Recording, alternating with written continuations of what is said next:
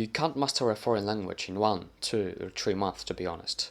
You have to be consistent, to be patient, to make a lot of efforts, and to fall a lot. That's the real way of learning a foreign language, and sometimes we can't realize how to learn or how not to learn it, often choosing the wrong method.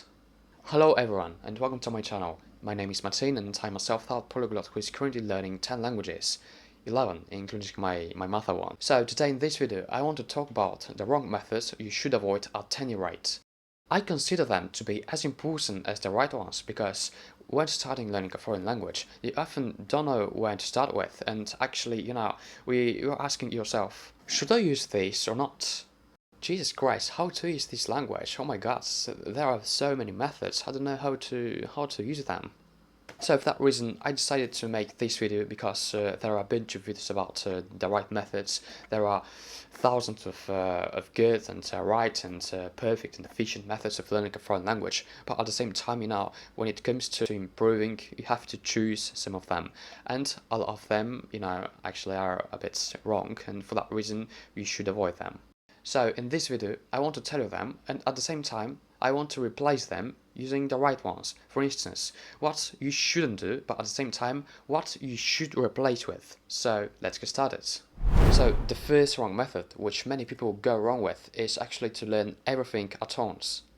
I've noticed so many times when somebody starts learning a foreign language, he's trying to get a little bit from the first part, then trying to get from the second lesson, from the third lesson, and so forth. So for me, personally, I consider it as a wrong method because in the first lesson, especially as a beginner, when you're a beginner, you should learn the grammar. So the grammar in the first lesson, you don't know the grammar, you have to learn it, and actually it takes time until your mind memorizes everything. So this is a matter of time, but at the same time, when it comes to when you go to the second lesson, so your brain automatically just start combining and forgetting the content from the first lesson, which is a bad thing because you're not going to get better when we're jumping from over the lessons and jumping over the content and so forth, because we're going to end up meshing everything and you're going to end up forgetting everything, which is not the right way of learning a foreign language. Except that it even takes much more time to mess everything up than just learning that single lesson and having rest. Because when you try to mess everything up to make it all at once, you just make your mind burn. It can absorb this amount of information because even when our mind is so powerful, it also has some limits. So for that reason, it's better to get concentrated and in smaller things than just getting everything at once and then forget it, because you have the illusion that you're going to learn something, but in reality the reality is completely different. I also sometimes commit this error because when it comes to language learning, you perfectly know that I've got a big motivation to learn a lot of things, but this is not good because we have to concentrate in one single thing. I remember when one day I wanted to learn German, I had a big motivation to do that, so I opened it on my online article, I started reading and copying the new words, then I decided to switch up to a completely new topic and started to mess everything up. So I ended up forgetting everything, and the grammar structure, words and so forth, so it was such a nightmare for me, to be honest, to improve it, and also for my brain. So I repeat, it's better to learn new things, but really learn them, than just concentrating in 100 topics and end up just forgetting everything. My second wrong method is relying completely on language learning apps. I can't disagree with the fact that there are a bunch of good and efficient language learning apps which you can follow, and which you can learn a lot of things with. When it comes to words, some basic grammar structure, especially for beginners, I really recommend to start learning a language by using some apps.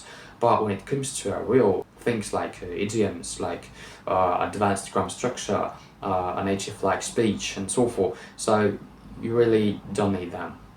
The reason behind my opinion about it is that language learning apps actually teach you to some amount of elementary or intermediate words, some grammar structure, some reading, alphabet if the language is different with different alphabet, and some other stuff, which is actually could be such an opportunity, such a great opportunity for the beginner or for the person who is getting into the intermediate level. But when it comes to the natural observation of the language, you should start watching videos where your target language is spoken by native speakers, because you perfectly know that native speaker speech is kind of different than the learners, because they perfectly know how to use some idioms, their sounds, their words, and many other stuff. From them, I think is going to be the best way to learn a foreign language.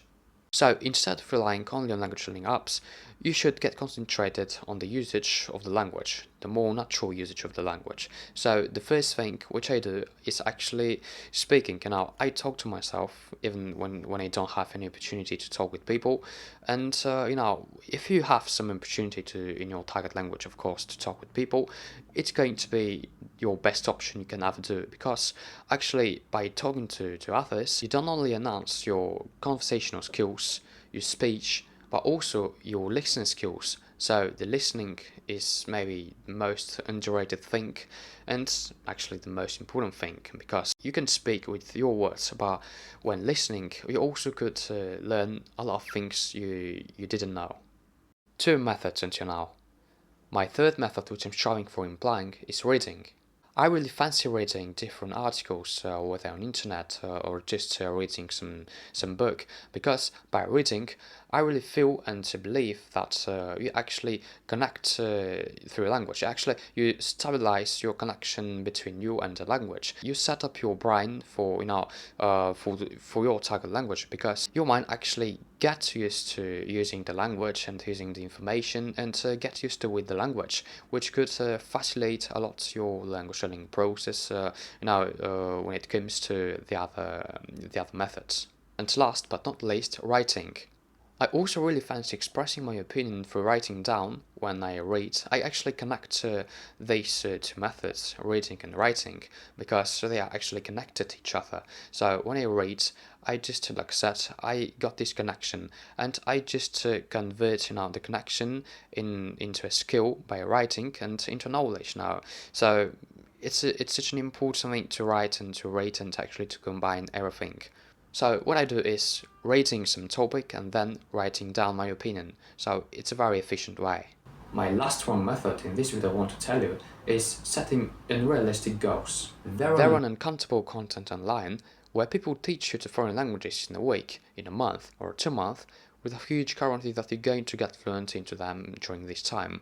But the real reason behind this is actually grabbing attention, because the author perfectly knows that he had to spend maybe years of learning the language.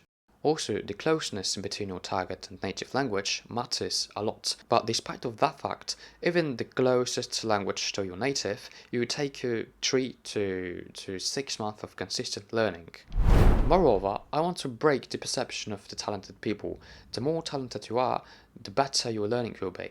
In my example, before starting being interested in learning foreign languages, I wasn't talented, to be honest. I didn't know how to learn this language. I just decided that I'm going to learn this language, and I'm going to put a lot of work. So I'm going to put the work I need into my target language, and I'm going to improve it. I'm currently learning. I can't tell you that I can speak fluently all those 11 languages which I'm learning.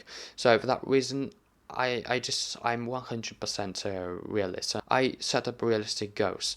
There are languages which I could use professionally, but there are other languages which still I need a lot to improve, a lot more work and so 99% maybe of the talented hyper-polyglots and polyglots who claim to speak more than 20 or 50 languages, actually they speak maybe 90% of them in a very basic level. There are people knowing 10 languages and learning 10 languages, definitely. I can't hide that. Learning consistently, and for that reason, I can tell you that they really know how to use their talent. But like I said, I just want to break a bit this perception of very talented people, because you also can learn 10 or 20 languages in A2, A1 or A2 level. So that's all for today. I really hope that with this video I managed to review some small parts of the wrong methods, which of them you should avoid, and just you have to take into account about all the things and you're learning. Like I've mentioned, they are as important as the right methods, so for that reason you have to take it into account. If you like this video, you can subscribe, you can hit the bell and share with it more people. Also, don't forget to hit the bell in order to get notified about my new interesting videos. Thank you so much and see you in the next video.